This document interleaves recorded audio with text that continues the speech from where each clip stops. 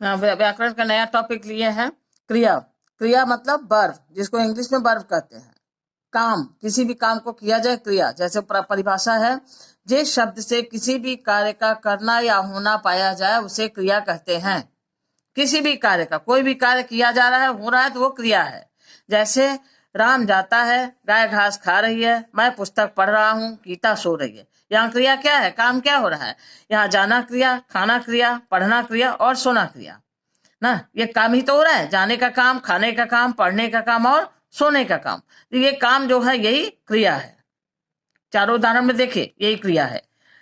क्रिया के बहुत सारे भेद हैं, एक एक करके समझाएंगे।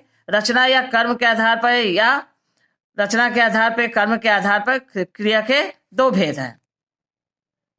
दो भेद, अकर्मक और सकर्मक। अकर्मक क्रिया में क्या होगा? अ माने नहीं और स माने साथ। यही समझ लीजिए। ये अकर्मक जिसके साथ कर्म नहीं आता, और सकर्मक जिसके साथ कर्म आता है। मतलब जिसमें कर्म नहीं है वो अकर्मक, जिसमें कर्म है वो सकर्मक। अब उदाहरण के साथ देखिए, सही से समझ में आ जाएगा। राम पढ़ता है, राम करता है और पढ़ता है क्रिया है। बीच में कोई कुछ नहीं, कर्म नहीं है, केवल राम क्रिया है और करता है। इसी तरह से राम लिख रहा है, करता है राम और क्रिया है लिखना।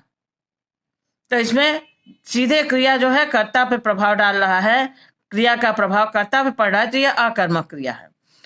इसका ठीक उल्टा यहाँ क्या है कि जिसके साथ कर्म आता है, मतलब क्रिया जो हो रही है उसका प्रभाव कर्म पे पड़ेगा। जैसे मोहन ने पानी पिया, मोहन करता है, पीना क्रिया है, बीच में पानी जो है ये कर्म है। तो यहाँ तीनों चीजें, कर्ता, कर्म और क्रिया। मोहन करता, पानी कर्म, क्रिया पिया ये क्रिया। उसी से माता जी रोटी बना रही हैं, माता जी कर्ता हो गई और बनाने का काम क्रिया हो गया, लेकिन क्रिया का प्रभाव किस पर पड़ा? क्या बनाया जा रहा है? रोटी। तो ये कर्म भी है। तो यहाँ ये तीनों चीज है, कर्ता कर्म क्रिया। सकर्मक में दोनों में देखिए, और अकर्मक में केवल कर्ता है और क्रिया है। अच्छा, अकर्मक में प्रश्न किया जाए तो उत्तर नहीं मिलेगा, ये भी पहचान है। अगर कोई प्रश्न किया जाए तो उत्तर नहीं। जैसे राम पढ़ता है, क्या पढ़ता है? कोई जवाब नहीं है, कोई उत्तर नहीं है, क्या पढ़ रहा है नहीं पता है। राम लिख रहा है, क्या लिख रहा है नहीं पता है, कोई उत्तर नहीं है।